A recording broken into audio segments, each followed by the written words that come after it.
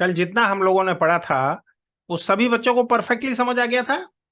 Okay, चलिए। तो अभी सबसे पहले एक बार हम रिवीजन करेंगे, चीजों का हम रिवीजन करेंगे। सबसे पहले कल जो हमने पढ़ा था एक बार उसको रिवाइज करेंगे, फिर हम आगे बढ़ेंगे और दूसरी चीजों को हम समझने का प्रयास करेंगे। ठीक है? तो चलिए सबसे पहले एक बार हम लोग शेयर कर लेते हैं। अभी थोड़ा सा लेट हुए क्योंकि इशू था इसका, कनेक्टिविटी का इशू था। तो अब देखो ये यहां से कल हमने सबसे पहले एक बार जो कल हम पढ़े थे उसको हम रिवाइज करेंगे। जैसा कि जो बच्चे पहले से पढ़ रहे हैं उनको मालूम है, मेरी टीचिंग में चीजों का रिवीजन करना शामिल है। क्योंकि अगर हम चीजों का रिवीजन नहीं करेंगे, देखो एक बात याद रखना, पहले चीजों को समझना है, समझने के बाद उनको याद करना है और याद करने के बाद बार बार उनको रिवाइज करना है। अगर ये सारे काम हम करते रहेंगे तो निश्चित रूप से हमारा परफॉर्मेंस बहुत अच्छा होगा। ठीक है? तो चलिए देखो, सबसे पहले हमने क्या बात किया था कि ग्लूकोज, फ्रक्टोज, अमीनो एसिड और फैटी एसिड, ऐसे जो कंटेंट है उनका ऑक्सीजन की प्रेजेंस में ब्रेकडाउन, जिससे क्या बनता है, जिससे कार्बन डाइऑक्साइड बनता है, H2O बनता है और एनर्जी बनता है। ये तमाम मतलब हम चाहे तो ऐसे भी कह सकते हैं कि ग्लूकोज, फ्रक्टोज, अमीनो एसिड और फैटी एसिड जैसे कंटेंट से एनर्जी को ऑब्टेन करना, जैसे कंटेंट से एनर्जी को ऑब्टेन करना, ये क्या कहलाता है, अच्छी तरह से याद रखना, ये कहलाता है रेस्पिरेशन। फिर हम आगे बढ़े और हमने बात किया कि सेल को ऑक्सीजन की जरूरत होती है और सेल कार्बन डाइऑक्साइड को रिलीज करता है। ये भी किसके दौरान होता है, रेस्पिरेशन के दौरान होता है। फिर हमने ये बात किया था कि जो रेस्पिरेशन का मैकेनिज्म है ये अलग अलग ऑर्गेनिज्म में अलग अलग टाइप का होता है और किस पर आधारित होता है, उनके हैबिटेट और लेवल ऑफ ऑर्गेनाइजेशन। फिर हमने बात किया था एनसीईआरटी का जो पहला टॉपिक है रेस्पिरेटरी ऑर्गन के बारे में हम लोगों ने डिस्कशन किया था। पॉरीफेरा से एनीलिडा तक जो रेस्पिरेटरी ऑर्गन है वो जनरल बॉडी सरफेस। इंसेक्ट में ट्रेकियल सिस्टम, लिम्यूलस या मिरोस्टोमेटा में क्या हो जाएगा, बुक, स्कॉर्पियन में बुकलंग, आर्थ्रोपोडा और मोलस्का में क्या हो जाएगा, गिल्स। पल्मोनरी सैक किसमें पाया जाता है, मोलस्का में, और गिल्स हेमिकॉर्डेटा में।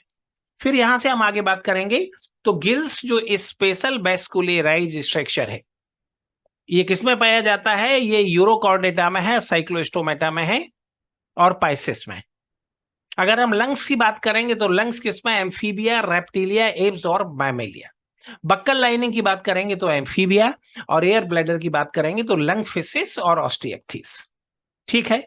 फिर हमने बात किया था किसके बारे में, कि एटमॉस्फेयर और लंग्स, एटमॉस्फेयर और लंग्स इन दोनों के बीच में, अच्छी तरह से याद रखना, एटमॉस्फेयर और लंग्स इन दोनों के बीच में जो एयर का एक्सचेंज होता है ये क्या कहलाता है, ये एक्सटर्नल रेस्पिरेशन कहलाता है।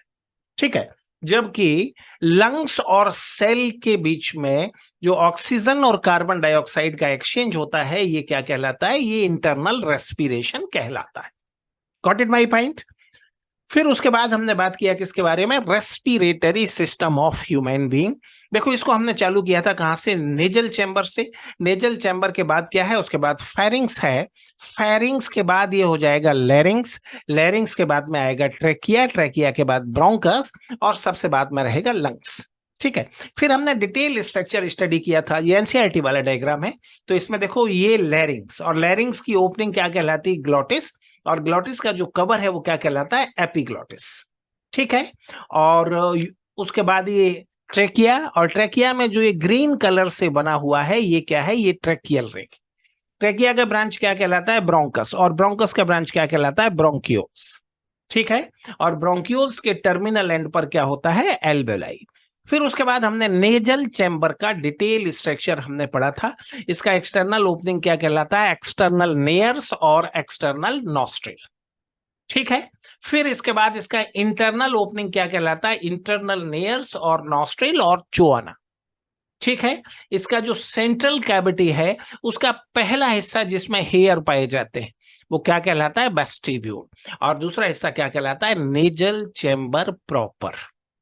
ठीक है? और नेजल चैम्बर बक्कल कैविटी के ऊपर होता है। कल यहां तक हम लोग डिस्कस कर चुके थे। अब सारे बच्चे मुझे मैसेज करके बताएंगे कि जहां तक हमने कवर किया था क्या ये सभी बच्चों को पूरी तरह से समझ आ चुका है। सारे बच्चे ये बताएंगे, सारे बच्चे ये बताएंगे कि यहां तक हमने डिस्कस किया था क्या ये सभी बच्चों को समझ में आ चुका है। जल्दी से मुझे मैसेज करके बताएंगे, या कोई क्वेश्चन आपके मन में है तो फिर हम इसे आगे बढ़ाएंगे और आगे हम इसे समझने का प्रयास करेंगे।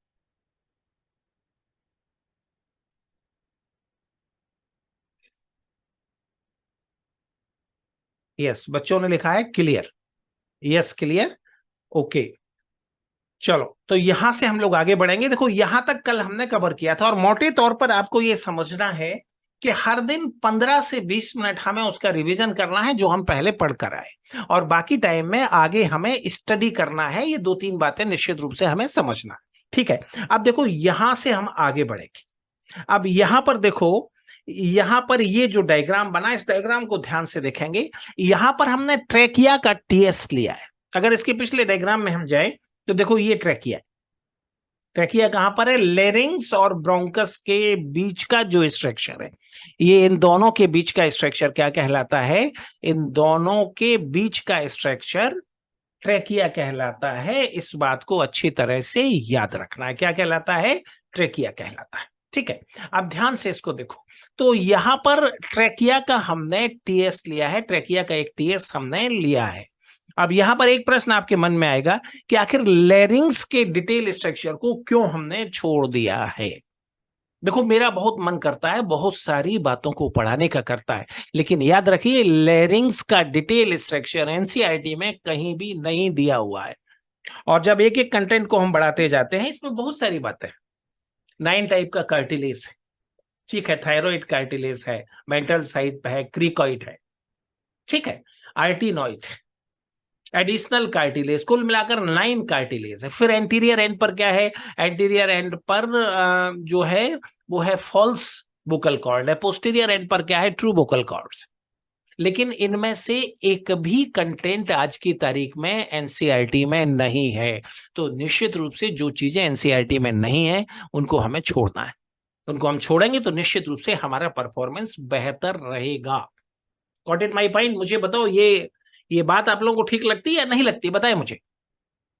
देखो जहां तक मैं चीजों को समझ पा रहा हूं, जहां तक मेरी अंडरस्टैंडिंग कहती है कि कोई भी क्वेश्चन आज की तारीख में एनसीईआरटी के बाहर नहीं आता। जब क्वेश्चन एनसीईआरटी के बाहर नहीं आता तो निश्चित रूप से हमें उन चीजों को नहीं पढ़ना चाहिए। ट्रेडिशनली बहुत सारी चीजें हैं जिनको पढ़ाया जाता है लेकिन वो एनसीईआरटी से बाहर हो चुकी हैं। जैसे मैं बात करता हूं नर्वस सिस्टम में, नर्वस सिस्टम में एक कंटेंट है।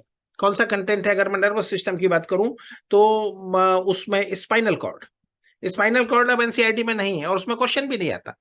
तो मुझे नहीं लगता कि ऐसी चीजों को हमें पढ़ना चाहिए जो अब एनसीईआरटी में नहीं है। वो हमें बिल्कुल नहीं पढ़ना चाहिए, क्योंकि हमारे नंबर जो पिछले सालों में कम रहे उसका जो मेन कारण रहा वो यही रहा कि एनसीईआरटी में काफी सारी चीजें हमने ऐसा पढ़ा जो एनसीईआरटी में नहीं थी, उनको हमने पढ़ा है। फिर भी अगर किसी की जिज्ञासा रह जाती है तो मेरा मोबाइल नंबर सभी के पास है। बच्चे मुझे मोबाइल करेंगे और अगर आप मोबाइल करोगे तो एक्स्ट्रा टाइम देकर ये चीजें मैं आपको पढ़ाऊंगा। बाकी इन चीजों को पढ़ने की जरूरत हमें निश्चित रूप से नहीं है, ठीक है। चलो तो हम आगे बढ़ते हैं और फिर हम बात कर रहे हैं,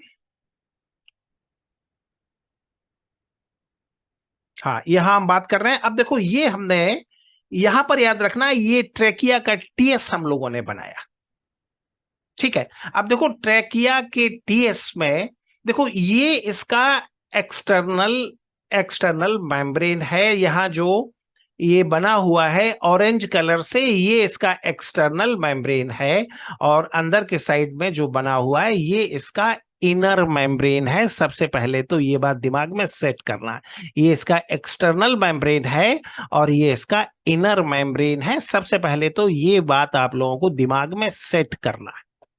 अगर इसके स्ट्रक्चर की हम बात करते हैं, अब देखो दोनों के बीच में हाइलिन कार्टिलेज से बना हुआ एक रिंग है जिसके ऊपर बहुत ज्यादा क्वेश्चन पिछले सालों में आते रहे।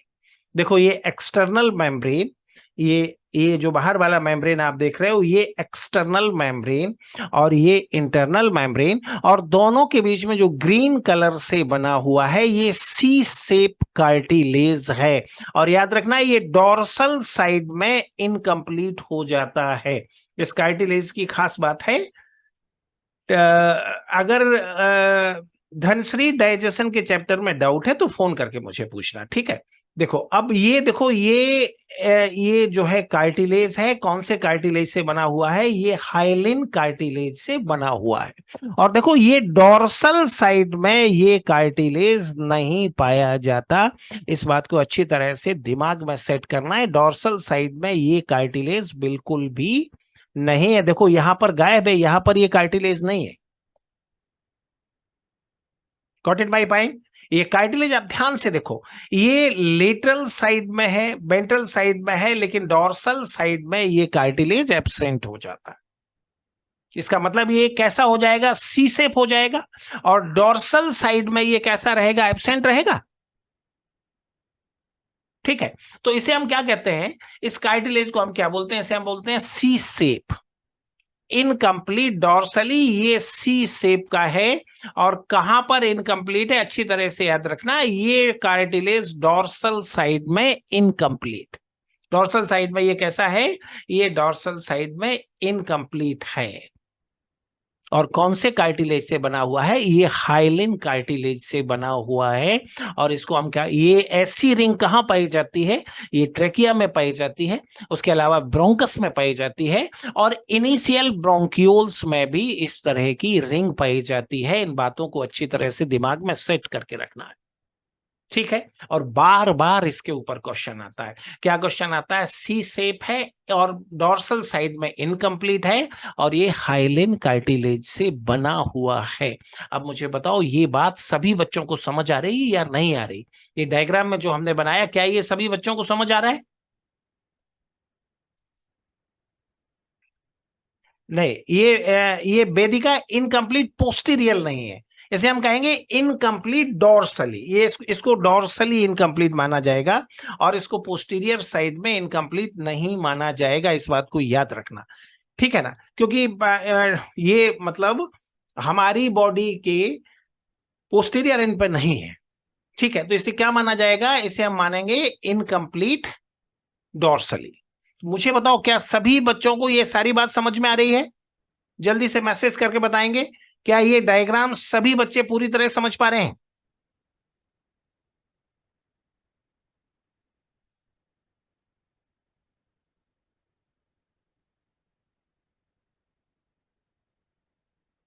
Got it my point? हाँ, बात समझ में आ रही है। चलो फिर हम यहां से आगे बढ़ते हैं। यहां तक अभी हमने डिस्कस किया है, अभी हमने यहां तक इसको डिस्कस किया है, फिर उसके बाद हम यहां से आगे बढ़ते हैं। अब देखो, अब उसके बाद हम किसके बारे में बात करेंगे? ट्रेकियल रिंग को कंप्लीट करने के बाद फिर हम बात करेंगे किसके बारे में? ब्रोंकस के बारे में, ठीक है। ट्रेकिया जब अपने लोअर एंड पर आता है तो ये दो ब्रांच बनाता है। कहां पर बनाता है? 5T पर ये दो ब्रांच बनाता है। 5T का मतलब क्या है? पांचवा थोरैसिक वर्टिब्री। जब ये पांचवें थोरैसिक वर्टिब्री के लेवल पर आता है तो ये दो ब्रांच बनाता है, और ये दोनों ब्रांच क्या कहलाता है? ये प्राइमरी ब्रोंकस कहलाता है। इस बात को अच्छी तरह से याद रखना। Got it my point? अच्छा, फिर देखो, प्राइमरी ब्रोंकस, दोनों प्राइमरी ब्रोंकस से दो दो ब्रांच बनेंगी, और ये दोनों ब्रांच क्या कहलाती है? ये सेकेंडरी ब्रोंकस कहलाती है। इस बात को याद रखना, ठीक है। हमने एक ही प्राइमरी ब्रोंकस को आगे बढ़ाया, बाकी दोनों से ही सेकेंडरी ब्रोंकस बनेंगे। फिर दोनों सेकेंडरी ब्रोंकस से दो दो टर्सरी ब्रोंकस बनेंगे, ठीक है। और जो टर्सरी ब्रोंकस की ब्रांच है वो क्या कहलाती है? वो ब्रोंकियोल्स कहलाती है। इस बात को अच्छी तरह से याद रखना। देखो, ट्रेकिया, ट्रेकिया की ब्रांच क्या कहलाती है? Primary bronchus. प्राइमरी ब्रोंकस का जो ब्रांच है वो क्या कहलाता है? Secondary bronchus. सेकेंडरी ब्रोंकस का जो ब्रांच है वो क्या कहलाता है? Tertiary bronchus. और टर्सरी ब्रोंकस का जो ब्रांच है वो क्या कहलाता है? टर्सरी ब्रोंकस का जो ब्रांच है वो ब्रोंक्यूल्स कहलाता है। इस बात को अच्छी तरह से दिमाग में सेट करके रखना है, ठीक है, फिर यहां से हम आगे बढ़ते हैं। थोड़ा सा हम लोग बात कर लेते हैं किसके बारे में, डिफरेंट टाइप ऑफ ब्रोंक्यूल्स।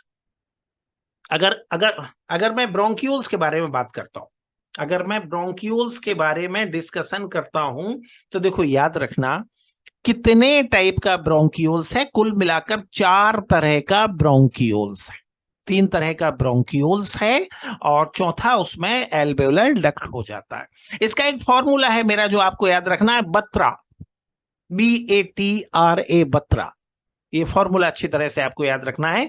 इसमें बी का मतलब क्या है, ब्रोंक्यूल्स, जिसका पूरा नाम है इनिशियल ब्रोंक्यूल्स। टी का मतलब क्या है, टर्मिनल ब्रोंक्यूल्स। ठीक है। आर का मतलब क्या है, रेस्पिरेटरी ब्रोंक्यूल्स। और ए का मतलब क्या है, एल्वेओलर डक्ट। अगर आप ब्रोंक्यूल्स की बात करते हो, अगर आप ब्रोंक्यूल्स के टाइप की बात करते हो, तो इसमें टोटल कितना कैटेगरी आ जाता है, 4 कैटेगरी आता है। पहला कैटेगरी ब्रोंक्यूल्स, उसके बाद आएगा टर्मिनल ब्रोंक्यूल्स, उसके बाद आएगा रेस्पिरेटरी ब्रोंक्यूल्स, और उसके बाद एल्वेओलर डक्ट। ठीक है। अब इसमें याद करना, ये जो है ब्रोंक्यूल्स, इनिशियल ब्रोंक्यूल और टर्मिनल ब्रोंक्यूल्स यहां तक कंडक्टिंग जोन में शामिल किया जाता है। कंडक्टिंग जोन क्या है, ये अभी हम अलग से डिस्कस करेंगे। तो यहां तक इसको शामिल किया जाता है कंडक्टिंग जोन में, इस बात को याद रखना। और इसके बाद का जो हिस्सा है, रेस्पिरेटरी ब्रोंक्यूल, एल्वेओलर डक्ट और एल्वेओलाई, इसे हम किस में शामिल करते हैं, इसे हम एक्सचेंज जोन में शामिल करते हैं। इस बात को अच्छी तरह से दिमाग में सेट करके रखना है। Got it my point. एक बार जरा फिर से देखने का प्रयास करते हैं। अभी हमने 3 चीजों को डिस्कस किया है। देखो, सबसे पहले हमने इसको डिस्कस किया, ये हमने क्या लिया है, ट्रैकिया का टीएस लिया है। इसमें देखो, ये इसका आउटर मेम्ब्रेन है, ये इनर मेम्ब्रेन है, उसके बीच में ये ट्रेकियल रिंग है, जो कैसा है, सी शेप है, इनकम्प्लीट डोर्सली है, और ये हाइलिन कार्टिलेज से बना हुआ है। इस बात को याद रखना, किससे बना है, ये हाइलिन कार्टिलेज से बना हुआ है। ठीक है। और कहां पाया जाता है, ये ट्रेकिया ब्रोंकस और इनिशियल ब्रोंक्यूल्स में पाया जाता है। ठीक है। फिर अगला डायग्राम हमने देखा, इसमें ट्रेकिया का ब्रांच क्या है, प्राइमरी ब्रोंकस। प्राइमरी ब्रोंकस का ब्रांच क्या है, सेकेंडरी ब्रोंकस। इस बात को याद रखना, प्राइमरी ब्रोंकस का ब्रांच क्या है, इसका ब्रांच है सेकेंडरी ब्रोंकस। फिर सेकेंडरी ब्रोंकस का ब्रांच क्या है, सेकेंडरी ब्रोंकस का ब्रांच है टर्सरी ब्रोंकस।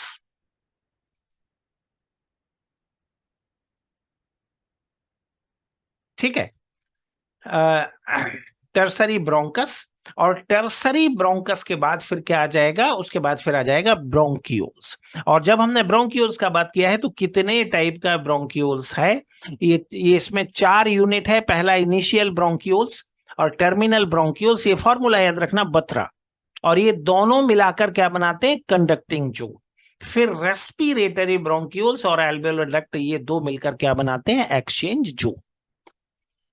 देखो, ये बेटा, ये जितना डायग्राम आप देख रहे हो, ये सभी आपको नोट्स में भी मिल जाएगा, और ये सभी कुल मिलाकर आपको याद रखना है। एक डायग्राम जरा यहां पर और देख लो। देखो, हमारे रेस्पिरेटरी सिस्टम में 2 तरह का जोन है। पहला कंडक्टिंग जोन है। कंडक्टिंग जोन का मतलब क्या है, वो जोन है जो एक्सटर्नल एटमॉस्फेयर की एयर को लंग्स तक लाता है और लंग्स की एयर को बाहर निकालता है। और दूसरा एक्सचेंज जोन है, इसमें वो जोन आता है जो ऑक्सीजन और कार्बन डाइऑक्साइड के एक्सचेंज का काम करता है। ठीक है। कंडक्टिंग जोन में सबसे पहले क्या आता है, नेजल चैम्बर, उसके बाद फेरिंग्स, उसके बाद लैरिंग्स, उसके बाद क्या आएगा, ट्रेकिया, ट्रेकिया के बाद क्या आएगा, ब्रोंकाई, ब्रोंकाई के बाद ब्रोंक्यूल्स, और ब्रोंक्यूल्स के अलावा टर्मिनल ब्रोंक्यूल्स तक यहां पर लगभग आ जाता है। और एक्सचेंज जोन में क्या आता है, respiratory bronchioles, एल्वेओलर duct and alveoli. ठीक है। तो ये कुल मिलाकर 4 स्लाइड अभी हम लोगों ने डिस्कस किया है। तो पहले सारे बच्चे मुझे ये बताएंगे, क्या ये चारों स्लाइड आपको समझ में आ चुकी हैं, या कोई क्वेश्चन अभी आपके मन है? बेटा सिद्धार्थ, कार्टिलेज में सब कुछ जितना हमने पढ़ा है ये सब कुछ हमें याद करना है, क्योंकि एनसीईआरटी में है और पिछले सालों में पर्याप्त संख्या में इसमें क्वेश्चन भी आते रहे हैं। तो ये सारी चीजों को निश्चित रूप से हमें याद करना है, कुछ भी इसमें हमें छोड़ना नहीं है। Got it my point? तो सबसे पहले सारे बच्चे मुझे ये बताएं कि ये जितना हमने डिस्कस किया है, क्या ये सभी बच्चों को समझ में आ चुका है, या इसमें कुछ और भी समझने की जरूरत है?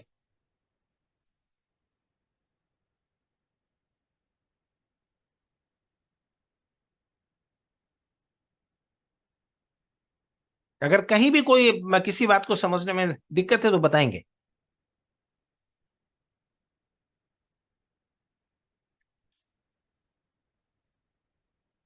ठीक है, तो फिर यहां से हम लोग आगे बढ़ते हैं, और यहां से आगे बढ़ते हैं, और इसके बाद का जो हिस्सा है, इसके बाद का जो हिस्सा है उसको हम समझने का प्रयास करेंगे, उसके बारे में हम लोग डिस्कस करेंगे, उसको हम लोग यहां समझेंगे। इसके बाद का जो पार्ट है, बाद का जो कंटेंट है, उसके बारे में हम लोग डिस्कस करेंगे। ठीक है। चलिए।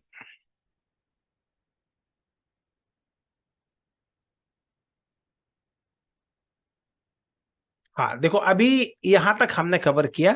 अब यहां से हम लोग थोड़ा सा आगे चलते हैं, यहां से थोड़ा सा हम लोग आगे बढ़ेंगे, और थोड़ा सा यहां से हम बाद का हिस्सा समझने की कोशिश करेंगे। देखो, अब ये हमने बनाया, देखो ये अब हम बात कर रहे हैं एक्सचेंज जोन के बारे में बात कर रहे हैं। ये हमने बनाया एल्वेओलर डक्ट। ठीक है, ये हमने क्या बनाया, जरा ध्यान से देखेंगे इसको, ध्यान से जरा इसको यहां समझने का प्रयास करेंगे।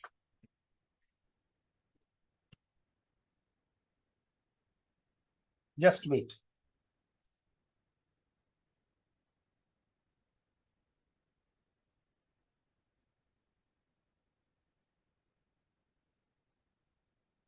ये डायग्राम थोड़ा ध्यान से देखेंगे और डायग्राम को समझने का प्रयास करेंगे।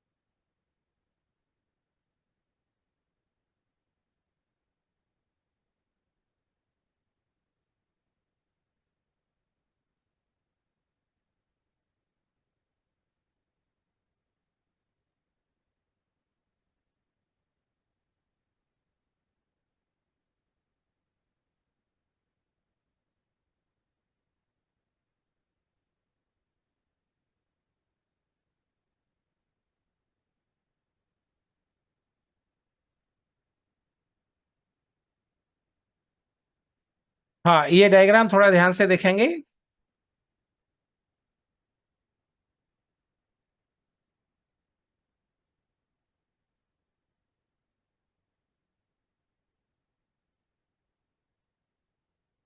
हाँ, आप जरा इसको ध्यान से देखेंगे, और हाँ इसको देखेंगे, और थोड़ा तो इसमें कुछ बातें हैं जो मैं आपको समझाने का प्रयास कर रहा हूँ, जिनको समझना बहुत ही आवश्यक है। ये हमने किसका डायग्राम बनाया, एल्वेओलर डक्ट और एल्वेओलाई का डायग्राम हमने यहाँ पर बनाया। अब ध्यान से देखो, जरा इस डायग्राम को ध्यान से देखेंगे। देखो, ये यहां से यहां तक ये क्या हुआ, ये यहां से यहां तक हुआ एल्वेओलर डक्ट। और एल्वेओलर डक्ट किस में जाकर खुल जाता है, ये कई सारी एल्वेओलाई में जाकर ये एल्वेओलर डक्ट खुल जाता है।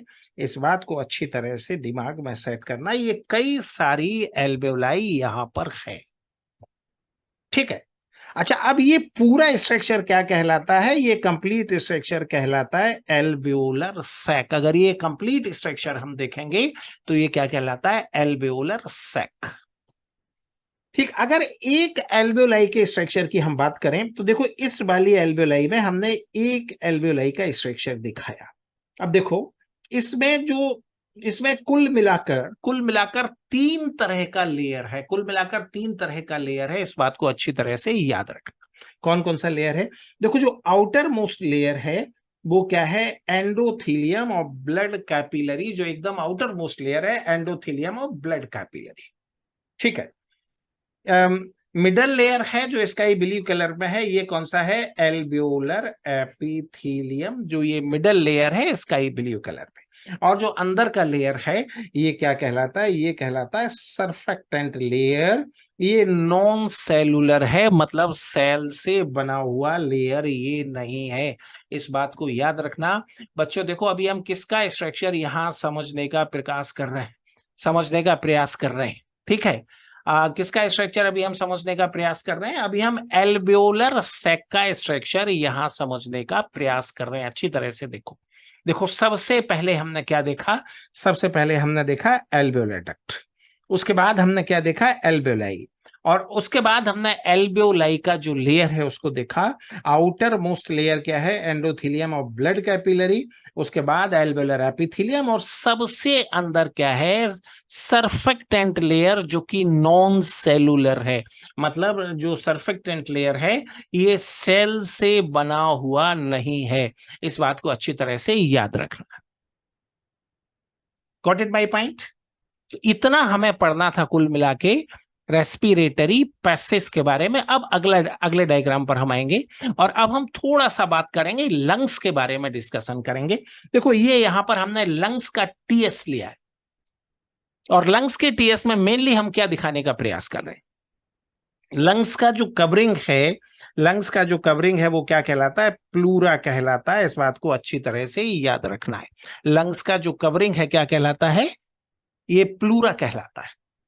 और ये दो लेयर से बना होता है। इसका जो आउटर लेयर है वो क्या कहलाता है? Parietal pleura. ठीक है।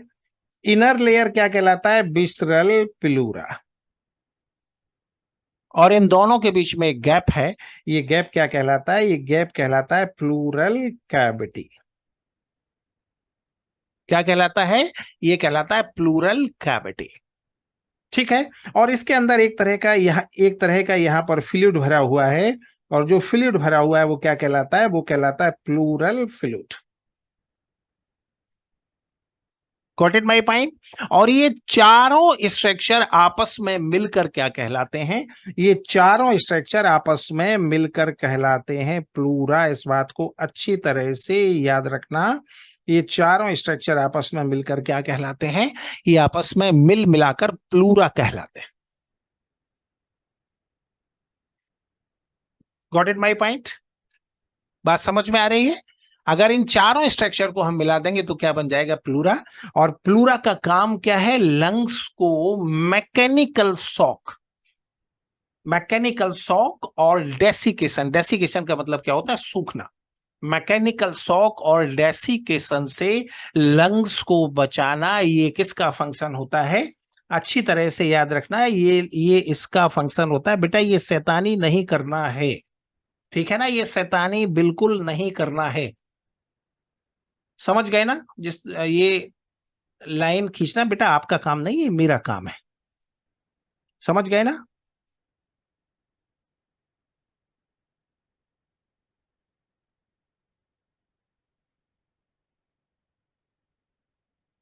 ये सब हरकतें नहीं करना है।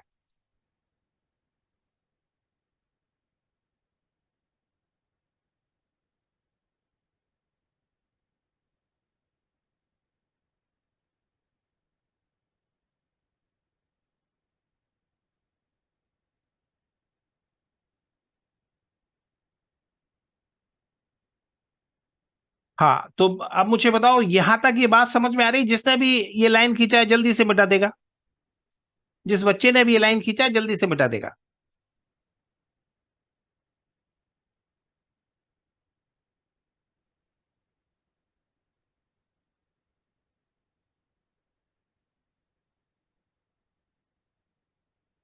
ये सब हरकत नहीं करना है, समझ गए ना।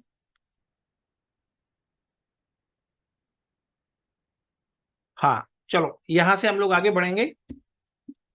तो देखो ये कंप्लीट स्ट्रक्चर किसका हुआ, ये कंप्लीट स्ट्रक्चर यहां पर प्लूरा का हो जाता है। अब यहां से हम आगे बढ़ेंगे, और यहां से आगे बढ़ने के बाद हम बात करेंगे किसके बारे में, थोरेसिक केस। थोरेसिक केस का मतलब क्या है, वो कैविटी है, थोरेसिक केस का मतलब वो कैविटी है, याद रखना अच्छी तरह से, जिसमें लंग्स पाया जाता है। अब इसके डोर्सल साइड पर देखो, ये क्या है, ये वर्टिब्री है, मतलब डोर्सल साइड पे क्या है, वर्टिब्रल कॉलम, ठीक है। वेंट्रल साइड पर क्या है, स्टर्नम। और वर्टिब्रल कॉलम और स्टर्नम के बीच में क्या है, दोनों के बीच में यहां पर रिब्स है, इस बात को अच्छी तरह से याद रखना। ये कुल मिलाकर तीन तरह का स्ट्रक्चर यहाँ पर है, इस बात को अच्छी तरह से याद रखना। डॉर्सल साइड में क्या है, वर्टिब्रल कॉलम, उसके बाद क्या है, रिब्स, और रिब्स के बाद वेंट्रल साइड में क्या है, स्टर्नम। और उसके बीच का जो स्पेस है, ये स्पेस क्या कहलाता है, ये स्पेस थोरेसिक कैविटी कहलाता है। और थोरेसिक कैविटी में क्या होता है, थोरेसिक कैविटी में हमारा लंग्स पाया जाता है, इस बात को अच्छी तरह से दिमाग में सेट करके रखना है।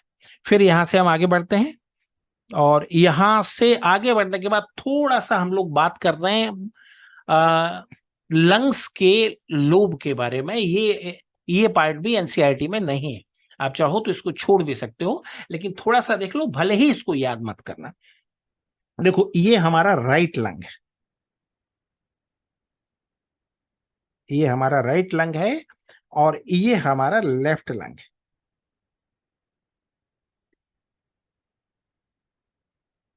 ठीक है।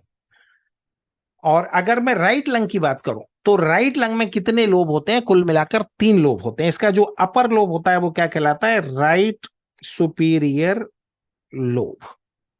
और इसका जो मिडल लोब है वो क्या कहलाता है, राइट इंटरमीडिएट लोब। और इसका जो लोअर लोब है वो क्या कहलाता है, right inferior lobe. Got it my point. अगर लेफ्ट लंग में हम बात करें, तो लेफ्ट लंग में कितना लोब होता है, लेफ्ट लंग में दो ही लोब होता है। कौन सा दो लोब होता है, लेफ्ट लंग में याद रखना, दो ही लोब होता है। कौन सा दो ही लोब होता है,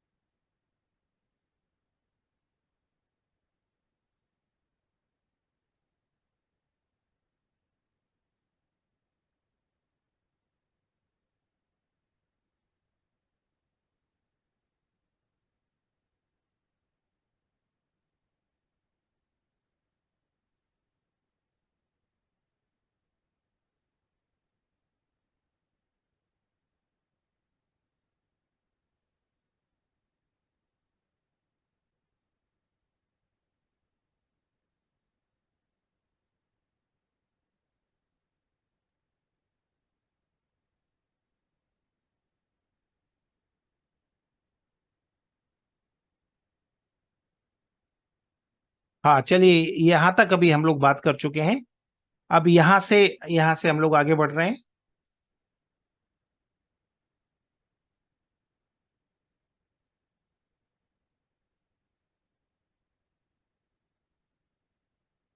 हाँ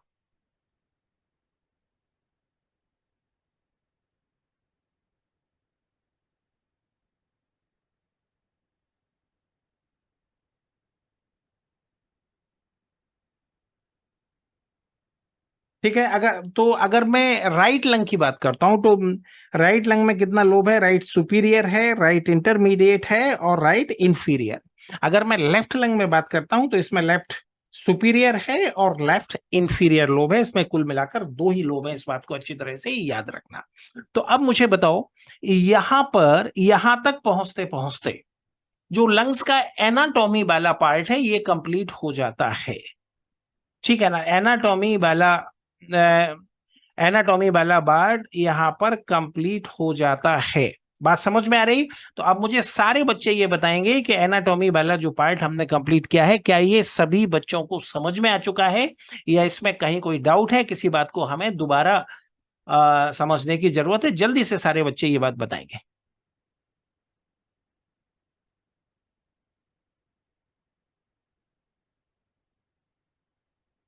हाँ, सारे बच्चे बताएंगे क्या ये पार्ट सभी बच्चों को समझ में आ चुका है, या हमें इसको दोबारा समझाने की जरूरत है? एक बार फिर से देखते हैं, एक बार फिर से थोड़ा हम समझने का प्रयास करते हैं, जानने का प्रयास करते हैं।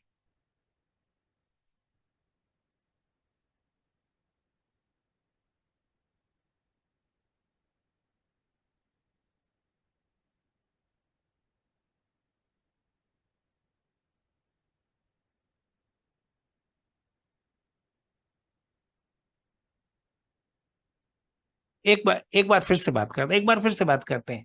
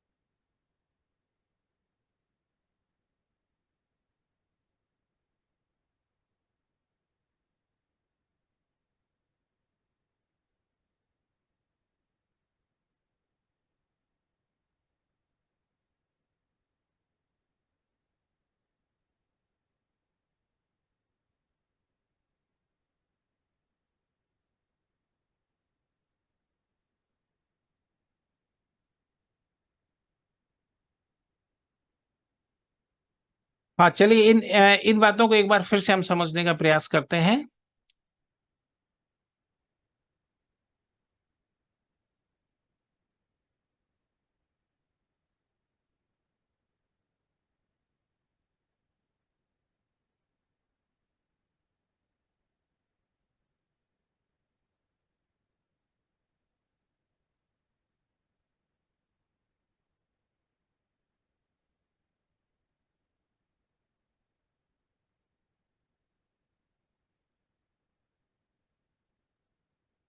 हाँ, चलो एक बार फिर से बात करते हैं, फिर इसको हम आगे बढ़ाते हैं।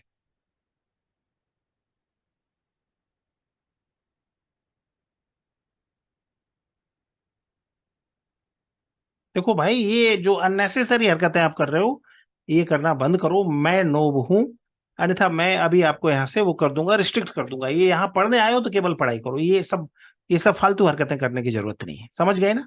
ये फालतू हरकतें करने की जरूरत नहीं, बैन करने का ऑप्शन है मेरे पास, ठीक है ना? तो ये अगर अनसंट, चलो एक बार फिर से हम जानने का प्रयास करते हैं।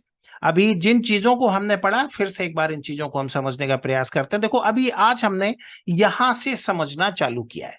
इसमें देखो हमने क्या देखा था, इसमें हमने यहां से जो हमने पढ़ना चालू किया था, तो इसमें हमने ये बात किया था, यहां से जो हमने पढ़ना चालू किया था, इसमें देखो ये एक्सटर्नल मेम्ब्रेन था, ये एक्सटर्नल मेम्ब्रेन था, और ये इनर मेम्ब्रेन था। और दोनों मेम्ब्रेन के बीच में सी से इनकम्प्लीट कार्टिलेजनस रिंग है, जो डोर्सल साइड में कैसा है, इनकम्प्लीट है। और डोर्सल साइड में इनकम्प्लीट होने की वजह से ये सी शेप रह जाता है, ठीक है? फिर हमने इसके बारे में बात किया। ये देखो, ये क्या हुआ, ट्रेकिया। ये हमने बात किया, ये क्या हुआ, ट्रेकिया। ट्रेकिया पांचवी थोरेसिक वर्टिब्री पर पहुंचकर दो ब्रांच में बट जाता है, और ये ब्रांच क्या कहलाता है? ये कहलाता है प्राइमरी ब्रोंकस, ठीक है? प्राइमरी ब्रोंकस का मैं नोब हूं। बेटा, तुम्हें मैं ये एक्टिविटी बिल्कुल ठीक नहीं है, और ऐसे में अगर इस तरह की हरकतें तुम करोगे, मैं नहीं समझ पा रहा हूं, क्या नाम है तुम्हारा? नाम बताओ जरा।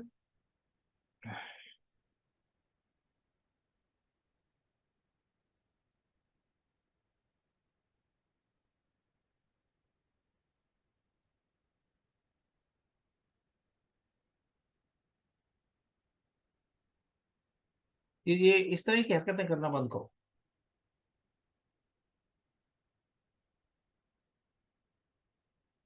हाँ बेटा, 1 मिनट में से ठीक कर देता हूँ। ये क्लास में जो चल रहा है, ये मैं इसे 1 मिनट में ठीक कर देता हूँ। ये जिस तरह का एक आध बच्चा कभी आ जाता है जो डिस्टर्ब करने के लिए आता है, मैं 1 मिनट में, मैं नहीं चाहता किसी को ब्लॉक करूं, लेकिन ये अगर इस तरह की एक्टिविटी चलती रहेंगी तो ऑब्वियसली फिर ब्लॉक करने के अलावा कोई चारा नहीं रह जाएगा।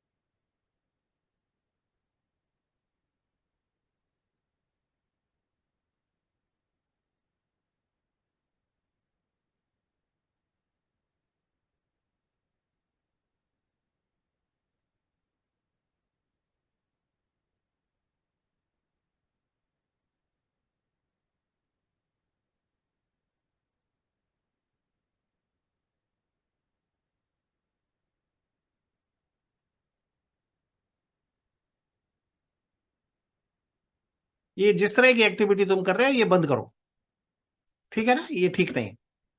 हाँ देखो, ये हमने डायग्राम डिस्कस किया था।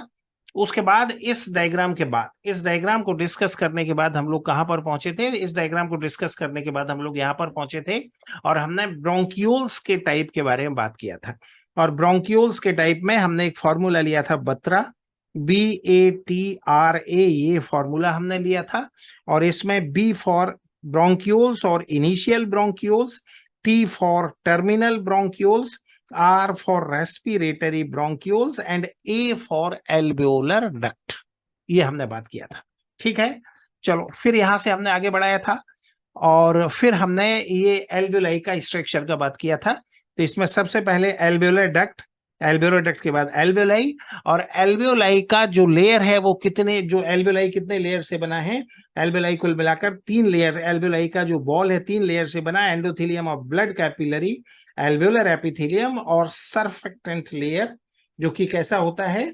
इस सरफेक्टेंट लेयर कैसा होता है, याद रखना, ये सरफेक्टेंट लेयर जो होता है ये नॉन सेलुलर होता है, मतलब ये सेल से मिलकर नहीं बना होता है, इस बात को याद रखना। फिर उसके बाद हमने ये लंग्स का स्ट्रक्चर का बात, उसके बाद हमने प्लूरा के बारे में बात किया। प्लूरा का जो आउटर लेयर है वो क्या है? Parietal pleura. उसके बाद अंदर का लेयर जो लंग्स के साइड में है वो क्या कहलाता है? Visceral pleura. ठीक है, और उसके बाद दोनों के बीच का गैप क्या कहलाता है? Pleural cavity. और प्लूरल कैविटी में क्या भरा होता है? प्लूरल फ्लूइड भरा होता है। और ये चारों स्ट्रक्चर मिलकर क्या कहलाते हैं?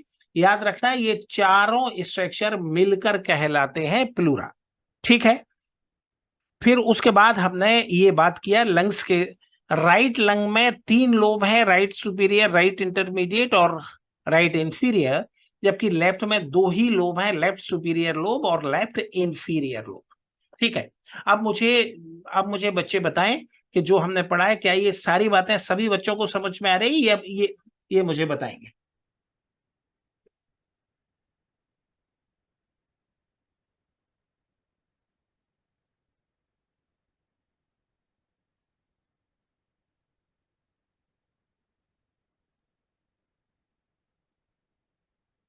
हाँ बताएंगे सभी बच्चे, क्या ये सारी बातें सभी बच्चों को समझ में आ रही हैं, या कहीं कोई डाउट है? ये जो 3 4 चीजों को अभी हमने डिस्कस किया है, क्या ये सभी बच्चों को समझ में आ रहा है?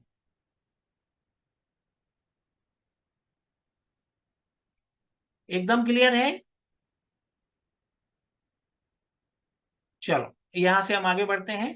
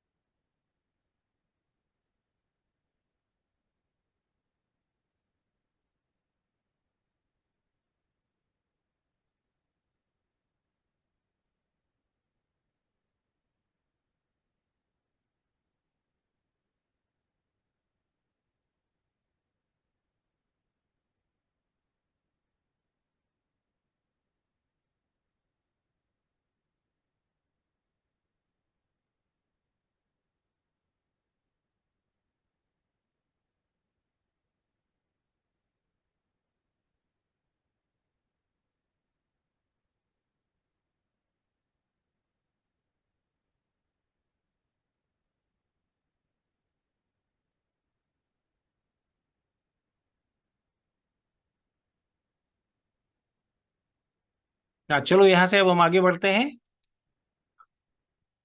अभी थोड़ा सा यहाँ सेटिंग का इशू है, जिसके चलते ये एक आध बच्चा थोड़ी हरकत कर पा रहा है, लेकिन अभी मैं उसको सेट कर दूंगा। चलो अब हम यहां से देखो, ये अभी हमने बात किया किसके बारे में, अभी जो हमने तमाम सारा डिस्कशन किया, वो डिस्कशन अभी हमने किसके बारे में बात किया है, ये हमने बात किया है अभी एनाटॉमी ऑफ रेस्पिरेटरी सिस्टम, मतलब ब्रीदिंग का जो एनाटॉमी वाला पार्ट है उसको अभी हमने डिस्कस किया है। ब्रीदिंग का जो एनाटॉमी वाला पार्ट, उसको अभी हमने डिस्कस किया है। ठीक है, अभी हम किसके बारे में बात करने वाले हैं, इसका एनाटॉमी वाला पार्ट अभी हम डिस्कस कर चुके हैं। और अब उसके बाद चलो बेटा आप अब करके दिखाओ। जो भी है बच्चा ड्राइंग बना रहा था, बेटा आप करके दिखा दो, अब बना के दिखाओ। अब नहीं बना पाओगे तुम, समझ गए ना? इसलिए ही बच्चों जैसी हरकतें मत किया करो, समझ गए ना? अब तुम्हारा एनोटेशन तुम कुछ भी नहीं कर पाओगे। बात समझ में आ गई ना? तो ये इस तरह से बेटा, ये बच्चों जैसी हरकतें मत किया करो, बिल्कुल भी अच्छा नहीं लगता है। ठीक है, चलो अब आगे आ जाओ।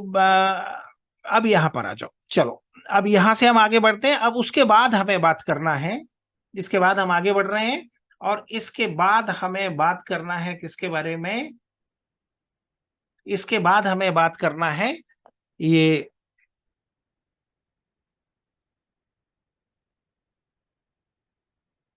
अब उसके बाद हमें बात करना है रेस्पिरेशन की फिजियोलॉजी के बारे में। रेस्पिरेशन की फिजियोलॉजी के बारे में अभी हम बात करेंगे। ठीक है, अभी रेस्पिरेशन की फिजियोलॉजी को अब हम यहां समझने का प्रयास कर रहे हैं कि कैसे रेस्पिरेशन की फिजियोलॉजी होती है और कैसे हम इसे कंट्रोल करते हैं। अब इसको थोड़ा हम यहां समझने का प्रयास कर रहे हैं। ठीक है, चलो ये सारी की सारी एनसीईआरटी की लाइन है, क्लियर कट। ये जितना भी आपके सामने है ये सब कुछ एनसीईआरटी का लाइन है। ठीक है, चलो इसको हम समझने का प्रयास कर रहे हैं, जानने का प्रयास कर रहे हैं। देखो, breathing, respiration involve the following step. Respiration में कितने स्टेप हैं उसको हम समझने का प्रयास कर रहे हैं। देखो पहला स्टेप क्या है, ब्रीदिंग और pulmonary ventilation, by which atmospheric air is drawn in and carbon dioxide rich एल्वेओलर air is released out. तो सबसे पहले क्या होगा, सबसे पहले ब्रीदिंग होगा। ब्रीदिंग में क्या होगा, जो एटमॉस्फेयर का एयर है वो अंदर आएगा, और जो जिसमें ऑक्सीजन ज्यादा है वो अंदर आएगा, और जो लंग्स का एयर है जिसमें कार्बन डाइऑक्साइड है वो बाहर निकल जाएगा। इस बात को अच्छी तरह से याद रखना। ठीक है, उसके बाद क्या होगा, diffusion of gases, oxygen and carbon dioxide across the alveolar membrane। इस बात को जरा समझने का प्रयास करो। ये एल्वेलाई है, तो एल्वेओलाई से ऑक्सीजन निकलकर कहाँ चला जाएगा, ब्लड में चला जाएगा। और ब्लड का जो कार्बन डाइऑक्साइड है, ब्लड का जो कार्बन डाइऑक्साइड है वो कहाँ आ जाएगा, वो अंदर के साइड में आ जाएगा। इस बात को अच्छी तरह से दिमाग में, इस बात को अच्छी तरह से दिमाग में सेट करके रखना है। ठीक है, उसके बाद क्या होगा, transportation of gases by blood. इसका मतलब क्या है, जरा इसका मतलब समझ लो। लंग्स से टिश्यू तक, ये मान लो लंग्स और ये मान लो टिश्यू या सेल, तो लंग्स से टिश्यू तक किसका ट्रांसपोर्टेशन होगा, ऑक्सीजन का होगा। और टिश्यू से लंग्स तक किसका ट्रांसपोर्टेशन होगा, ये कार्बन डाइऑक्साइड का ट्रांसपोर्टेशन यहां हो जाएगा। Got it my point? उसके बाद अगला स्टेप क्या है, diffusion of oxygen and carbon dioxide between blood and tissue. मतलब यहां पहुंचकर जो ऑक्सीजन है वो सीधा यहां पहुंच जाएगा, और कार्बन डाइऑक्साइड सीधा कहाँ आ जाएगा, ब्लड, ऑक्सीजन ब्लड से टिश्यू में पहुंच जाएगा, और कार्बन डाइऑक्साइड टिश्यू से कहाँ पहुंच जाएगा, ब्लड में पहुंच जाएगा। ठीक है, फिर उसके बाद utilization of oxygen by the cell for catabolic reaction and resultant release of carbon dioxide, cellular respiration as deal in chapter 14। अब देखो सेल के अंदर क्या होगा, सेल के अंदर पहले होगा ग्लाइकोलिसिस। क्या होगा? ग्लाइकोलिसिस। ग्लाइकोलिसिस के बाद सेल के अंदर क्या होगा? Krebs cycle. ग्लाइकोलिसिस के बाद जो दूसरा स्टेप है वो क्या है? वो है क्रेब्स साइकिल। और सबसे बाद में होगा इलेक्ट्रॉन ट्रांसपोर्ट सिस्टम। ये कुल मिलाकर 3 तरह की एक्टिविटी होंगी और इन एक्टिविटी में ऑक्सीजन का इस्तेमाल होगा और कार्बन डाइऑक्साइड का फॉर्मेशन होगा। अब जरा एक डायग्राम से इन सारी चीजों को हम समझने का प्रयास करते हैं। जरा इस डायग्राम को बहुत ध्यान से देखना, बहुत ध्यान से देखेंगे। देखो यहां पर हमने बनाया लंग्स, ठीक है, और इस साइड में हमने बनाया टिश्यू। जरा ध्यान से इस डायग्राम को देखना। अब देखो लंग्स के अंदर ये एल्वेओलाई है और ये लंग्स का ब्लड है, ठीक है। अब जरा ध्यान से देखो, सबसे पहले जो एल्वेओलाई का ऑक्सीजन है ये लंग्स के ब्लड में पहुंच जाएगा, लंग्स के ब्लड में पहुंच जाएगा। और लंग्स के ब्लड से, लंग्स के बाद ये ब्लड कहां जाएगा? ये ऑक्सीजन कहां जाएगा? हार्ट में जाएगा। हार्ट के बाद ये कहां जाएगा? एओर्टा में जाएगा। हार्ट के बाद कहां जाएगा? एओर्टा में। एओर्टा के बाद कहां जाएगा? डिफरेंट ऑर्गन में जाएगा। और उसके बाद ये ऑक्सीजन ऑर्गन से निकलकर कहां पहुंच जाएगा? टिश्यू में पाए जाने वाले ब्लड में पहुंच जाएगा। और फिर ये ब्लड से निकलकर कहां जाएगा? ये ब्लड से निकलकर सेल के अंदर या टिश्यू के अंदर ये ऑक्सीजन चला जाएगा। जरा इस एक्टिविटी को ध्यान से देखना। सबसे पहले जो ऑक्सीजन है ये एल्वेओलाई से निकलकर ब्लड में जा रहा है, ठीक है। और फिर ब्लड से निकलकर तो ऑक्सीजन का एल्वेओलाई से निकलकर ब्लड में जाना ये क्या कहलाता है? ये एक्सचेंज कहलाता है।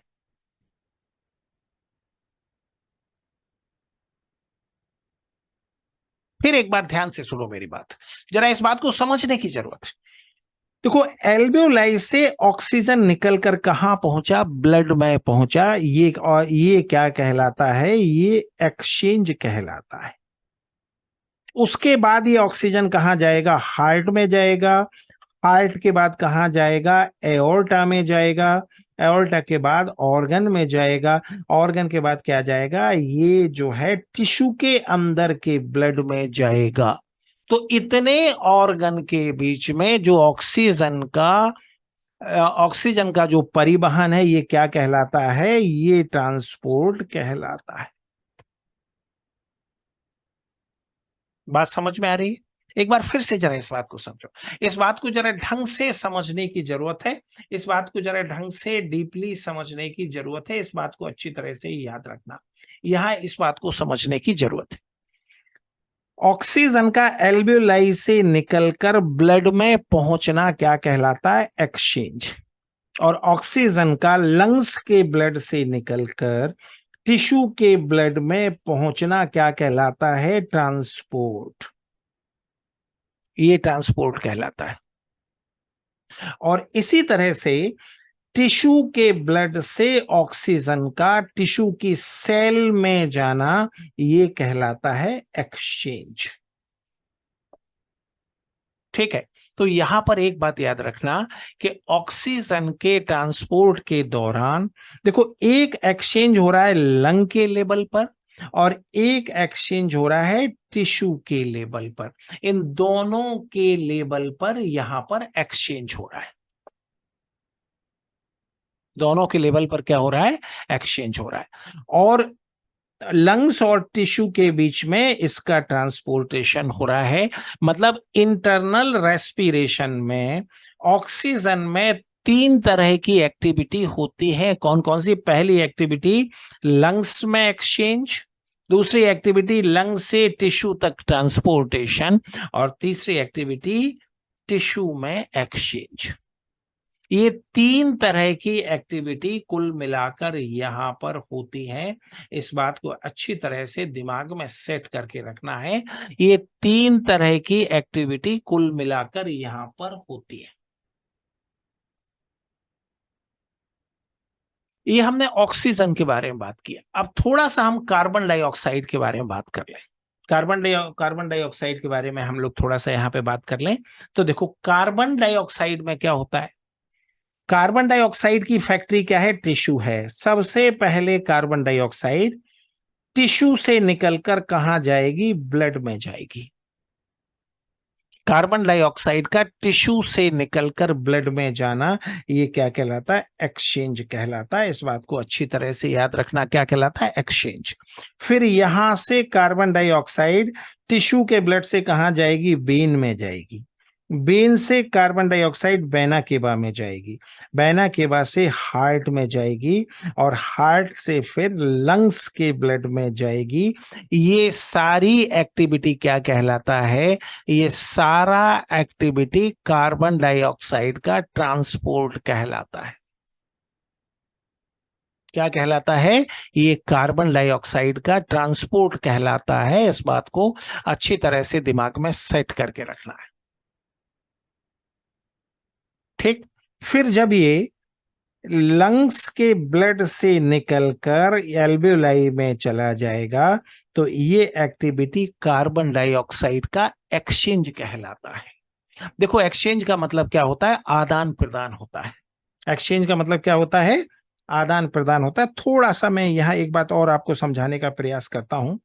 देखो, सबसे पहले क्या हुआ, एक साइड में क्या है, देखो एक साइड में है लंग्स, जरा इस बात को समझने की जरूरत है। एक साइड में क्या है, लंग्स, ठीक है। और दूसरे साइड में क्या है, दूसरे साइड में है सेल, ठीक है। अब जरा ध्यान से इस बात को देखना। पहले लंग्स के एल्वेओलाई से निकलकर ऑक्सीजन कहां पहुंचा, लंग्स के ब्लड में, ठीक है। फिर डिफरेंट ऑर्गन से होता हुआ ये कहां तक पहुंच जाएगा, सेल तक पहुंच जाएगा, ठीक है। और फिर सेल से होता हुआ ये ऑक्सीजन का ट्रांसपोर्ट है, ये कार्बन डाइऑक्साइड इसी तरह से दूसरे साइड में पहुंच जाएगा।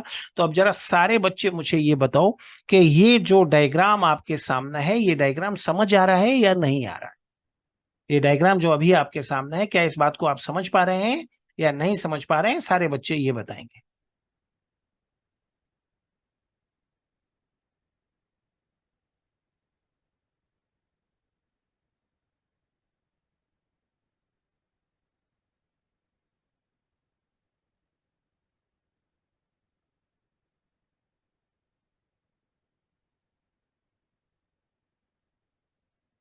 क्या ये सारे डायग्राम आपको समझ आ रहा है या एक बार और भी समझने की जरूरत है।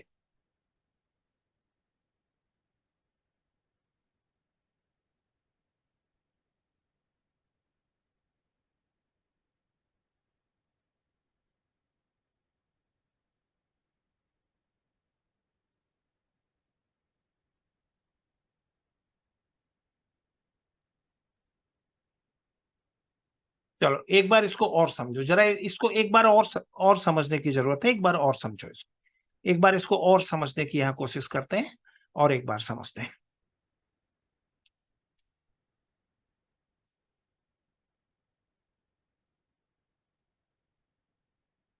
हाँ, एक बार जरा इसको और यहाँ समझने की कोशिश करते हैं।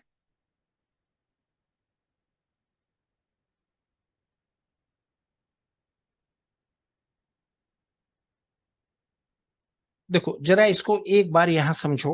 देखो, ये मैंने बनाया यहाँ पर, ये हमने बनाया लंग्स,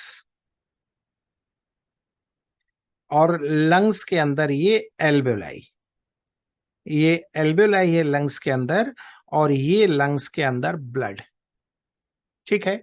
इसी तरह से यहां पर मैंने ये बनाया टिश्यू, और टिश्यू के अंदर ये जो अंदर वाला हिस्सा है ये सेल है, और जो बाहर वाला हिस्सा है ये क्या है, ब्लड है। और बीच में यहाँ पर तमाम सारे ऑर्गन हैं, बहुत सारे ऑर्गन यहाँ पर हैं। इस बात को याद रखना। ऑर्गन की एक लंबी लिस्ट है। जैसा कि अभी हमने बताया हार्ट है, वगैरह वगैरह, एक लंबी लिस्ट ऑर्गन की है। तो जरा इसको समझने का प्रयास करो, जरा इसको समझने का यहाँ पर प्रयास करो। देखो, सबसे पहले ऑक्सीजन एल्वेओलाई से निकलकर कहाँ जाता है? ऑक्सीजन एल्वेओलाई से निकलकर सबसे पहले ब्लड में जाता है। ऑक्सीजन का एल्वेओलाई से निकलकर ब्लड में जाना क्या कहलाता है?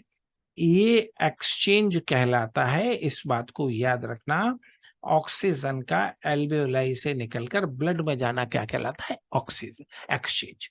अब ये कहाँ जाएगा? अब ये ऑक्सीजन ब्लड के थ्रू डिफरेंट ऑर्गन में जाएगा और ऑर्गन से होकर ये टिश्यू के ब्लड में जाएगा। इसका टिश्यू के ब्लड तक पहुंचना क्या कहलाएगा? इसका टिश्यू के ब्लड तक पहुंचना कहलाएगा ट्रांसपोर्टेशन। फिर ये टिश्यू के ब्लड में ये ऑक्सीजन टिश्यू के ब्लड से कहां पहुंच जाएगा? ये सेल में पहुंच जाएगा। ऑक्सीजन का टिश्यू के ब्लड से निकलकर सेल में पहुंचना, ठीक है, ये क्या कहलाता है? यहां से निकलकर सेल में पहुंचना, ये कहलाता, यहां से निकलकर सेल में पहुंचना, यहां से निकलकर सेल में पहुंचना क्या कहलाता है? यहां से निकलकर सेल में पहुंचना, ये फिर कहलाएगा एक्सचेंज। यहां पर ये हो जाएगा एक्सचेंज। अब इसको ये हमने, अब जरा कार्बन डाइऑक्साइड के बारे में बात करते हैं। कार्बन डाइऑक्साइड सबसे पहले सेल से निकलकर कहां जाएगा? ब्लड में जाएगा। कार्बन डाइऑक्साइड का सेल से निकलकर ब्लड में जाना क्या कहलाता है? कार्बन डाइऑक्साइड का एक्सचेंज। फिर ये टिश्यू के ब्लड से निकलकर कहां जाएगा? ऑर्गन तक जाएगा। और ऑर्गन से ये कहां तक जाएगा? ये लंग्स तक जाएगा। ऑर्गन से निकलकर कहां तक जाएगा? लंग्स तक।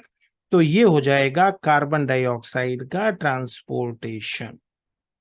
फिर ये लंग्स के ब्लड से निकलकर कार्बन डाइऑक्साइड कहां जाएगा? एल्वेओलाई में जाएगा और ये कहलाएगा कार्बन डाइऑक्साइड का एक्सचेंज।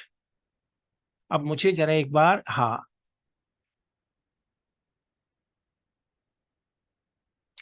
अब मुझे बताओ,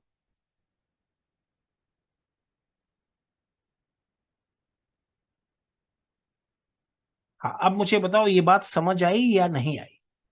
अगर अगर नहीं समझ आएगा तो फिर मैं एक और तरीके से, नए तरीके से समझाऊंगा, डोंट वरी। तो अगर ये तभी कहना जब बिल्कुल समझ आ जाए, तभी ये कहना कि समझ आ गई।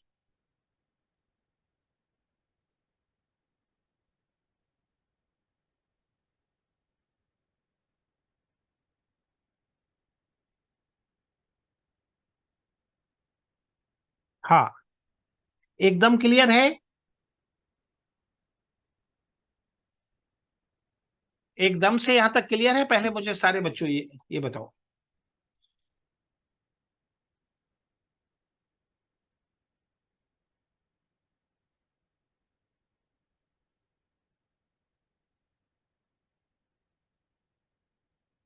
भाई, अगर इस तरह से आप लोग मैसेज करोगे तो मुझे आप लोगों का चैट भी बंद करना पड़ेगा, ठीक है ना? हाँ, आपका चैट भी बंद करना पड़ेगा। ये बेकार के मैसेज करना बंद करिए, ठीक है ना? ये हम लोग पढ़ने के लिए आए हैं, तो पढ़ने के लिए आए, पढ़ने के लिए रहिए, ठीक है ना? चलो, तो अभी ये जो सेकंड कंटेंट हमने इसका समझा है फिजियोलॉजी वाला, इसके बारे में एक बार फिर से हम डिस्कस करेंगे। फिर उसके बाद हम आगे बढ़ेंगे, क्योंकि फिजियोलॉजी का बड़ा सा पोर्शन हमने यहाँ समझा है। फिजियोलॉजी का काफी बड़ा हिस्सा है जिसको हमने यहाँ समझा है।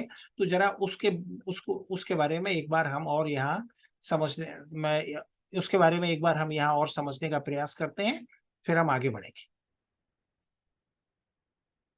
चलिए, एक बार फिर से हम इन चीजों को यहाँ जानने का प्रयास करते हैं, फिर हम यहाँ से आगे बढ़ेंगे। हाँ, देखो, ये सबसे पहले देखो फिजियोलॉजी वाले हिस्से में सबसे पहले हमने क्या पढ़ा है? रेस्पिरेशन के कौन कौन से स्टेप, सबसे पहले उसके बारे में हमने बात किया है, ठीक है? अब देखो, रेस्पिरेशन के कौन कौन से स्टेप हैं। इसमें सबसे पहले ब्रीदिंग और pulmonary ventilation. By which atmospheric air is drawn in, जिससे एटमॉस्फेरिक एयर अंदर आती है और कार्बन डाइऑक्साइड से भरी हुई एल्वेलर एयर बाहर निकल जाती है। सबसे पहले ये बात अच्छी तरह से दिमाग में सेट करके रखना है। फिर दूसरा है diffusion of oxygen of gases across alveolar membrane, मतलब एल्वेलर मेम्ब्रेन से ऑक्सीजन का ब्लड में पहुंचना और कार्बन डाइऑक्साइड का और कार्बन डाइऑक्साइड का और कार्बन डाइऑक्साइड का एल्वेलर ब्लड से निकलकर एल्वेलाई में पहुंचना। ठीक है। उसके बाद transport of gases by the blood, मतलब ऑक्सीजन का लंग से निकलकर टिश्यू तक पहुंचना और कार्बन डाइऑक्साइड का टिश्यू से निकलकर लंग्स तक पहुंचना।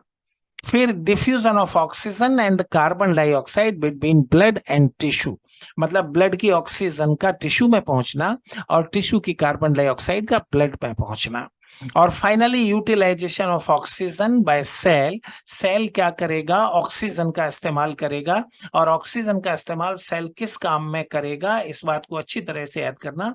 ये ऑक्सीजन का इस्तेमाल सेल किस काम में करेगा, ऑक्सीजन का इस्तेमाल ये